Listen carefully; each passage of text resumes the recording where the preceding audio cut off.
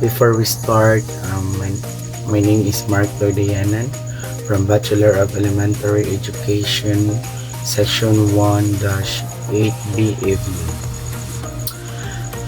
And now, let's start for the opening prayer. Let's bow our head and close our eyes. In the name of the Father, and the Son, and the Holy Spirit. Amen. Dear O God, Lord God,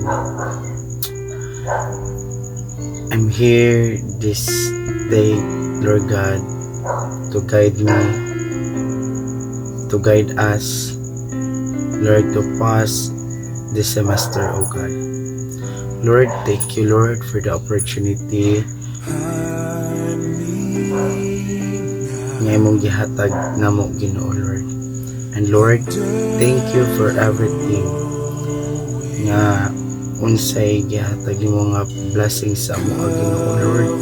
We appreciate and we glad, Ginoo, Lord God, itungod, Ginoo, Lord, nga nakaabot pagid mi aning tuiga, ang labi na, Lord, nga natagimi o liko nga panglawas, atagimi o maayon nga pahimpang, and Lord, nga bubuan pagid kami nimo o grasya, Ginoo, Lord, o gatagan mi nimo o giya, kaalam, proteksyon, Ginoo, Lord, o alang sa mong pamilya, Ginoo, Lord. Ikaw ang mag-uban diha kanila, ikaw ang mag-alalay diha kanila, Ginoo, Lord.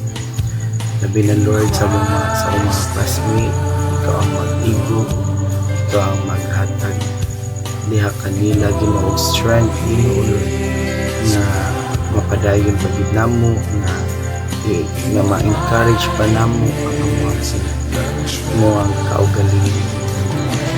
Thank you, Lord God, na nakaabot ang semester. Thank you, Lord, na mapaglintan mo ang ulit ang ayaw, Lord, na makumando ang sa in Jesus' name, Lord, akong gitaran sa mga minit na panahon in Jesus' name. Magandang gabi o araw sa ating lahat. Bago ko man simula ng aking pamagat, ako pala si Mark Lodayanan, Bachelor of Elementary Education, student of Cebu Technological University, Section 1-8B. Now, magsisimula na tayo sa aking pamagat. Ito ay pamilya bilang gabay sa paglinang ng mabuting asal at gawi. Ang mabuting asal at gawi ay napaka-importante na gamitin natin sa ating sarili o sa ibang tao. At ito ay magsimula sa ating mga magulang o pamilya, dahil ito at sila'y magbigay ng gabay sa kanilang mga anak para ituro nila kung ano ang mabuting asal at gawi. At ito ay mahalagang papel sa paglinang ng mabuting asal at gawi sa mga kabataan. Narito ang ilang mga paraan kung paano ang pamilya ay maaring maging gabay sa kanilang mga anak, at paano maging gabay at paano na maturuan ang kanilang mga anak ng mabuting gawi, mabuting asal at gawi. Una, ang mga magulang ay dapat maging mabuting halimbawa sa kanilang mga anak. Dapat ang mga magulang ay magsimula sa kanilang mabuting halimbawa para makita sa kanilang mga anak. dahil ito ay epektibo sa kanilang mga anak kung ano ang ginawa nilang mabuting gawi. Pangalawa, ang mga magulang ay dapat magbigay ng gabay sa kanilang mga anak sa paglinang ng mabuting asal at gawi. Dapat silang maging mapagmahal at turuan mapag-unawa at mapagbigay ng suporta. Ang suporta ay napaka-importante sa mga anak. Pangatlo, ang mga magulang ay dapat magbigay ng pagsasanay sa kanilang mga anak sa paglinang ng mabuting asal at gawi.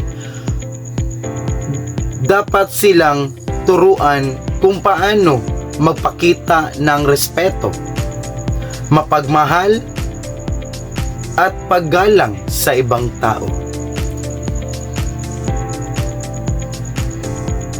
Pang-apat, ang mga magulang ay dapat gumamit ng mga positibong paraan sa paglinang ng mabuting asal at gawi sa kanilang mga anak. Dapat silang gumamit ng mga paraan tulad ng pagtuturo ng mga aral, pagbigay ng papuri. Ito ang mga halimbawa o paraan upang ito ay makita sa mga anak. Tayo ay magulang o ikaw man ay nasa tamang edad na, ay dapat natin turuan ang ibang tao o turuan natin ang ating mga anak na mabuting asal at gawi. Dahil ito ay napaka-importante sa ating komunidad na para tayo na mayroong respeto at makita sa ibang tao na tayo'y respetuin.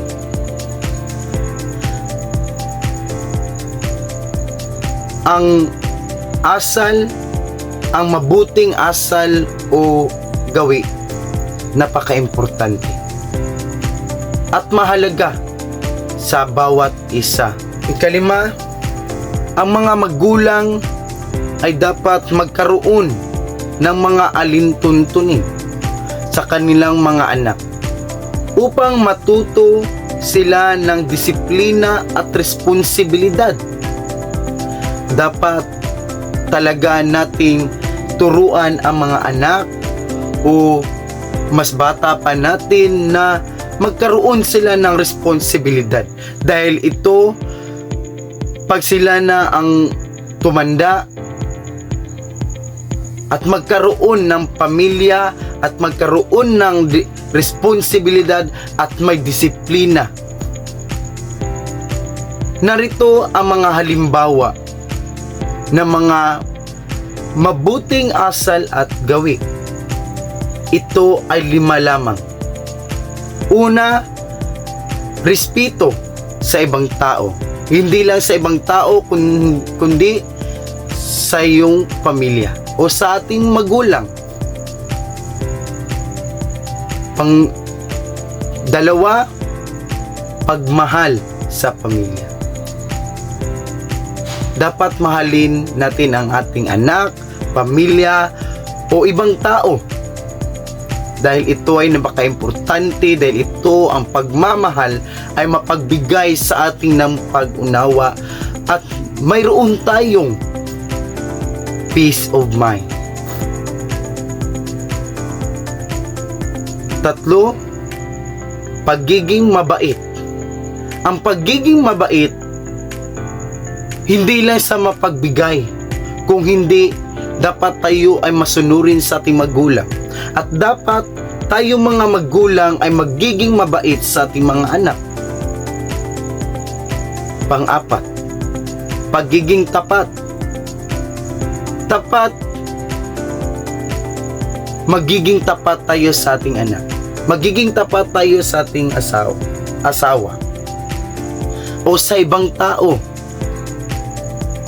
Kasi napaka-importante nito. Panglima, pagiging responsibilidad.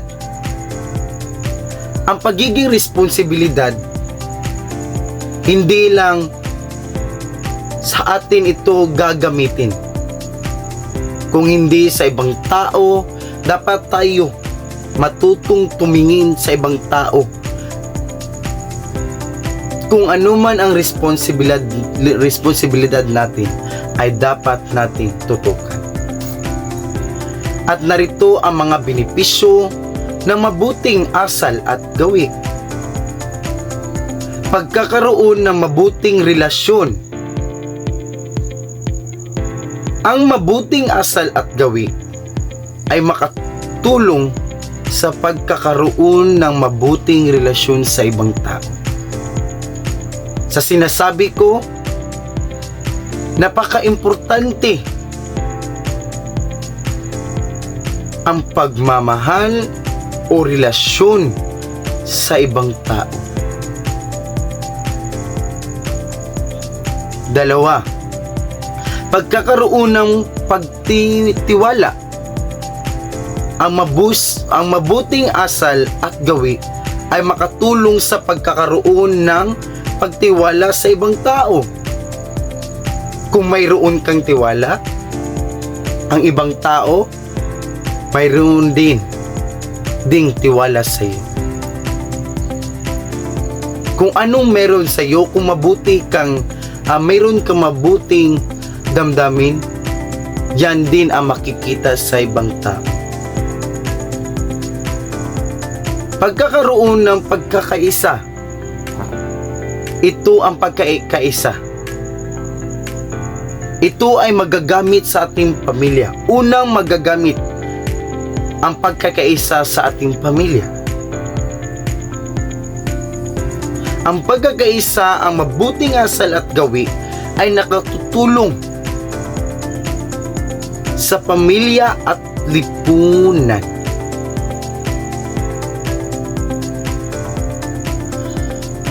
Ang pagkakaisa, ito din ay napaka-importante.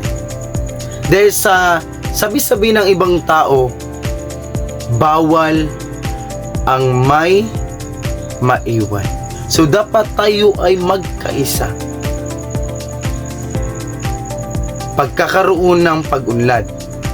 Ito ay pag-unlad sa buhay ng mga anak. Gayon din ang sinasabi ko. Dapat bago tayo umunlad, dapat unahin natin mga anak. Dahil ito, kung naturuan natin ng disiplina, rumispeto ang ating anak, ay magkakaroon at umunlad sa kanyang buhay. Pagkakaroon ng pagiging matatag. Ito ay pagiging matatag sa buhay ng mga anak. Itong pagiging matatag ay dapat nating suportahan. Kung nakailan man ang ating anak ng failure sa pag-apply ng trabaho, kung ano pa yan, dapat nating ipatatag ang kanilang damdamin.